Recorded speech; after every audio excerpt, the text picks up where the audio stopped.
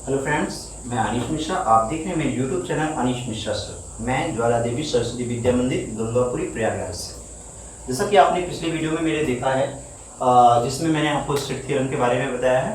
Set theorem में हमने type of set के बारे में चर्चा किया था। टाइप ऑफ सेट में आपने जो क्लास ले रहे हैं क्लास 11th के लिए, टाइप ऑफ सेट में हमने आपको उचित उपसमुच्चय की डेफिनेशन हमने सिखा दी है।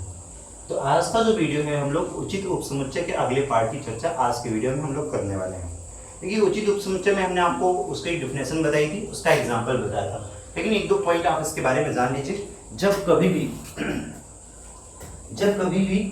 एक पॉइंट ध्यान में रखेंगे। कभी कभी होता क्या चीज़ है, कोई प्रश्न देता है और आपसे कहता है इसमें उचित उपसमुच्चय के अवयवों की संख्या क्या होती है।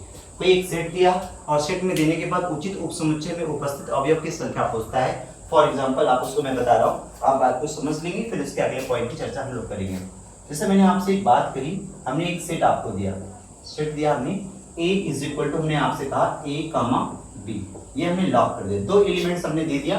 अब हमने आपसे कहा इसके सबसेट में कुल कितने एलिमेंट्स होंगे। इसकी सबसेट नहीं, सबसेट के बाद तो सबसेट की चर्चा तो हमने कर लिया है। इसके प्रॉपर सबसेट यानी कहने का मतलब हो गया उचित उपसमुच्चय में कितने अवयव होंगे और उनकी संख्या में बताइए, नंबर ऑफ एलिमेंट्स बताना है आपको। हम आपको बता दें कि यदि कभी भी कोई समुच्चय दिया जाए और उसके उचित उपसमुच्चय में उपस्थित अवयव की संख्या निकालनी है, तो हमें कुछ भी नहीं करना है, केवल और केवल उसके अवयव की जो संख्या होती है वह होती है 2 की पावर n माइनस 1 के बराबर होती है। किसी भी उचित उपसमुच्चय में उपस्थित अवयव की संख्या 2 की पावर n माइनस 1 के बराबर होती है। जैसे हमने आपसे कहा, ये जो n है इस समुच्चय में उपस्थित अवयव की संख्या को डिनोट करेगा। जैसे मैंने आपसे कहा इस सेट में कुल कितने एलिमेंट्स हैं, तो आपको पता हो जाएगा, 2 एलिमेंट्स दिख रहा होगा। तो मैं अगर आपसे कहूं उचित उपसमुच्चय में कुल अवयव की संख्या, उचित उपसमुच्चय में उपस्थित कुल अवयवों की संख्या, कुल अवयवों की संख्या अगर मुझे बतानी हो तो वह हमारी हो जाएगी भैया 2 की पावर 2 माइनस 1। तो 2 की पावर 2 मतलब 4 हो गया, माइनस 1 बराबर आपको मिलके आ जाएगा 3। जब कभी भी किसी समुच्चय के दिए जाने पर उचित उपसमुच्चय की संख्या पूछी जाए तो वहां पर आप ध्यान में रखें 2 की पावर n माइनस 1 एलिमेंट्स होता है, जहां पर n समुच्चय में उपस्थित अवयव की संख्या को डिनोट करता है। बात कंफर्म हो गया। तो आइए हम इसके अगले पॉइंट की चर्चा करते हैं। उससे पहले एक टर्म्स हम आपको सिखा देते हैं, पहले तब आगे बात करते हैं। देखिए, जब कभी भी होगी बात तो आप बता लेंगे इसमें कि उचित उपसमुच्चय में क्या अवयव होंगे। अभी हम लोग समुच्चय के प्रकार पढ़ रहे हैं। समुच्चय के प्रकार में एक चीज और आप सीख लीजिए पहले। एक पॉइंट आता है, सबसे गलती हो जाती है, कोई जान नहीं पाता है कि अधिसमुच्चय क्या होता है। अधिसमुच्चय क्या है, फिर उसके बाद हम आगे की बात करते हैं। देखिए, अधिसमुच्चय किसे बोलते हैं ये आपको जान लेना चाहिए। एक छोटा सा टर्म्स मैं आपको सिखाता हूं। जैसे आपने कहा उपसमुच्चय उचित उपसमुच्चय दोनों की बात होती है। मैंने एक एग्जांपल आपको लिख के बताया कि एग्जांपल पे हमने लिखा कि a बराबर आपको दिया है, जैसे मैंने कहा 1 2 3 लॉक कर दिया। यहाँ पर b बराबर हमने दे दिया, जैसे मान लीजिए 1 2 3 4 कुछ भी लिख दिया, 5 लिख दिया।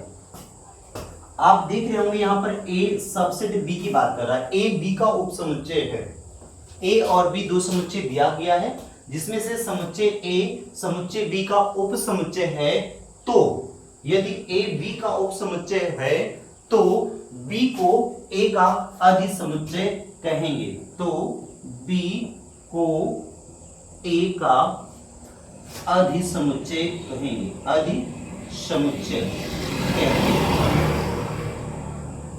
बात समझना, हमने आपसे कहा कि डेफिनेशन भी इसी में बता देंगे हम आपको कैसे प्लान करना है। a b का उपसमुच्चय है तो b a का अधिसमुच्चय कहलाएगा।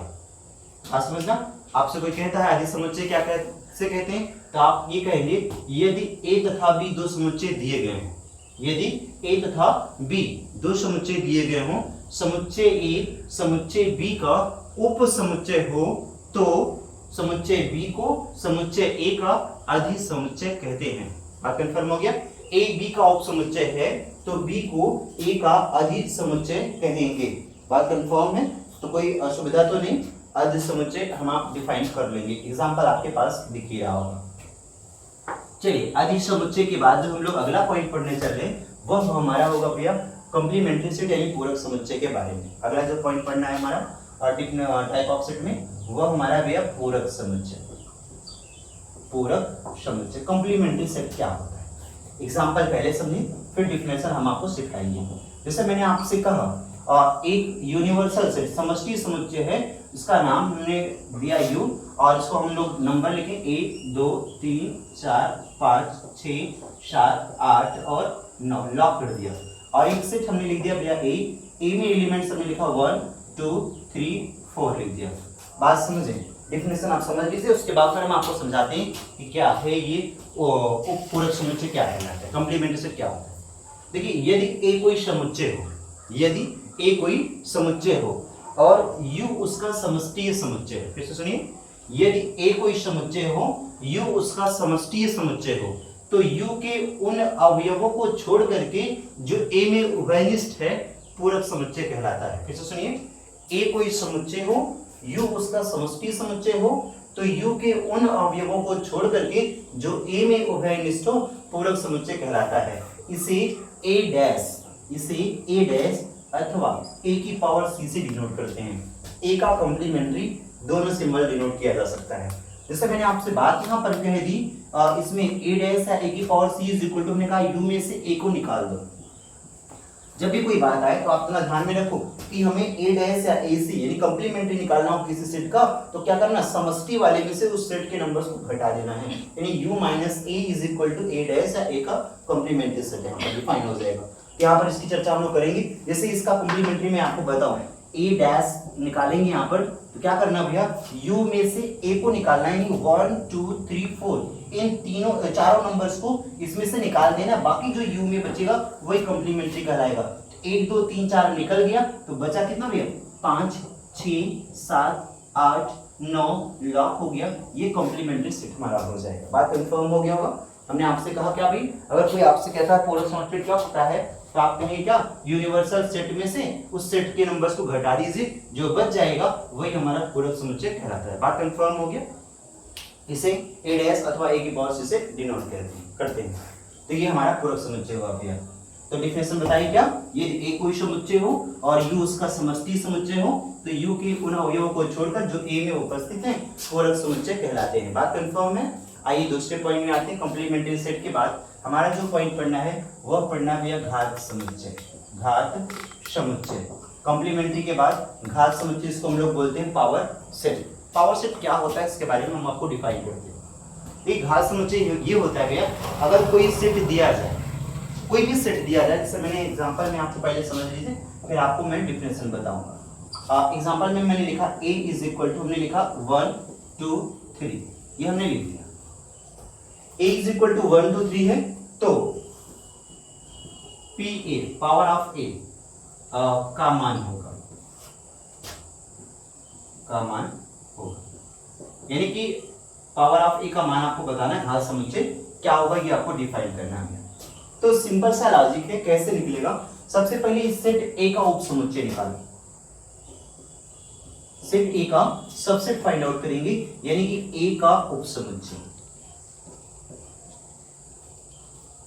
A का उप समुच्चय। A का उप समुच्चय निकालेंगे तो सबसे पहले 5 लिखना है, फिर सिंगल 1 लिखना है, फिर सिंगल 2 लिखना है, फिर सिंगल 3 लिखना है, फिर 2 को साथ में लेना है, 1 और 2 रहेगा, फिर और 1 और 3 रहेगा, फिर उसके बाद आपका जो रहेगा भैया वह 2 और 3 रहेगा, और उसके बाद फिर क्या रहेगा भैया 1 2 और 3 रहेगा। ये लॉक कर देंगे। इतना सिस्टम बन गया। ये हमारा निकल गया भैया इस समुच्चय A का उप समुच्चय निकल गया। अब हमें उप समुच्चय नहीं चाहिए, हमें इसका पावर ऑफ A चाहिए, तो यानी घात समुच्चय चाहिए। तो आप घात समुच्चय निकालेंगे, पावर ऑफ A बराबर आपको मिल जाएगा भैया। क्या करना है, इनको सेट में बांट देना, पूरी को सेट में बना दो। 5 फिर सिंगल 1 फिर सिंगल 2 फिर सिंगल 3 फिर ये 1 2 फिर ये 1 3 फिर ये 2 3 फिर ये 1 2 और ये 3 और ये लॉक कर दीजिए। ठीक है ना। तो कुछ नहीं किया, ये जो सेट दिया था इस सेट का हमने सबसेट निकाला और इस सबसेट को एक सेट में बांध दिया, वही हमारा पावर ऑफ सेट हो गया। ठीक है सर, समझे? इस सेट ए का हमने सबसेट निकाला और उस सबसेट को एक सेट में बांध दिया, वही हमारा पावर ऑफ सेट हो गया। यानी कहने का मतलब ये हो गया, जब कभी भी कोई आपसे चर्चा करता है कि घात समुच्चय क्या होता है, घात समुच्चय क्या है, तो आप क्या कहेंगे? किसी दिए गए समुच्चय ए के सभी उप समुच्चयों के समुच्चय को उसका घात समुच्चय कहते हैं। फिर से सुनिए, किसी दिए गए समुच्चय ए के सभी उप समुच्चयों के समुच्चय को उसका घात समुच्चय कहते हैं। इसे पावर ऑफ ए यानी कि पी ए से डिनोट करते हैं, प्रदर्शित करते हैं। बात कंफर्म हो गया, डिफाइन कर लिए होंगे। फिर इसके बाद एक पॉइंट आपको दिया जाता है, जैसे किसी समुच्चय ए में 1 2 3 तीन अवयव हैं, यदि किसी समुच्चय ए में 3 अवयव हैं तो उसके घात समुच्चय में कुल अवयवों की संख्या क्या होगी? तो यदि किसी समुच्चय में n अवयव हैं, बात समझेंगे, मैं पॉइंट यहां लिख रहा हूं, यदि किसी समुच्चय में n अवयव हैं तो उसके घात समुच्चय में number of power of A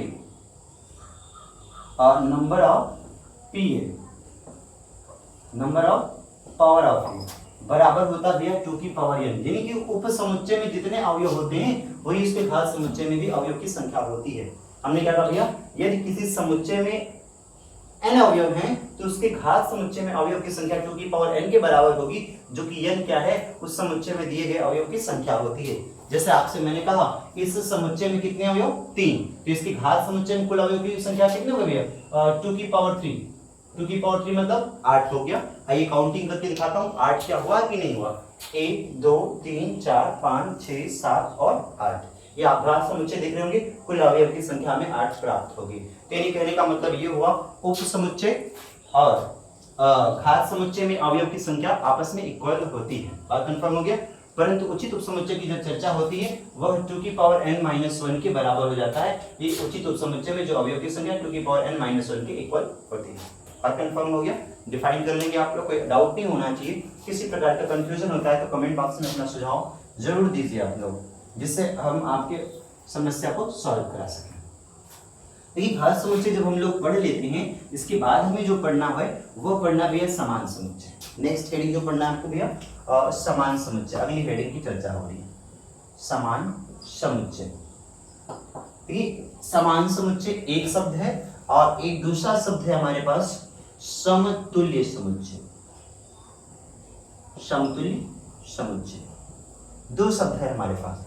equal set equivalent, दो बातें हो रही हैं। समान समुच्चय क्या है, समतुल्य समुच्चय क्या है, इसी के बारे में हमको जानना है। देखिए शब्द का केवल समझो, बहुत आसान से समझ में आ जाएगा सारी चीजें क्या है, बहुत आसान है। देखिए समान का मतलब क्या होता है, बराबर। समान मतलब बराबर। बराबर क्या होता है, जैसे मैंने कहा मैं 2 घंटे पढ़ता हूँ तो अगला व्यक्ति भी 2 घंटे पढ़ना चाहिए। मैं 4 रोटी खाता हूँ तो अगला भी 4 रोटी खाए। मैं 10 घंटे सोता हूँ तो अगला भी 10 घंटे सोए। मैं 50 kg का हूँ तो अगला भी 50 kg का हो जाए। तो ये समानता की बात हो रही है।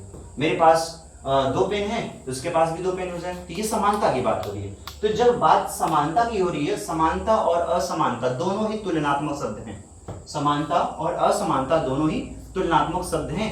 ये सदैव 2 व्यक्ति 2 वस्तुओं में ही तुलना की जाती है।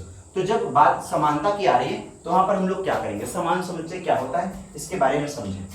हमने कहा A इज इक्वल टू, हमने आपसे कहा 1 2 3 4 लॉक कर दिया। B इज इक्वल टू हमने यहाँ पर कहा कि क्या कहते हैं कि 1 3 2 4 ऐसा कुछ हमने लॉक किया। A इज इक्वल टू 1 2 3 4 और B इज इक्वल टू 1 3 2 4 ऐसा कुछ लिख दिया। तो आप देख रहे होंगे A में 1 है, B में भी 1 है, A में 2 है, B में भी 2 है, A में 3 है, B में भी 3 है, A में 4 है, B में भी 4 है। तो जितने एलिमेंट जो एलिमेंट्स A में है वही सेम एलिमेंट्स आपको B में भी दिख रहे होंगे।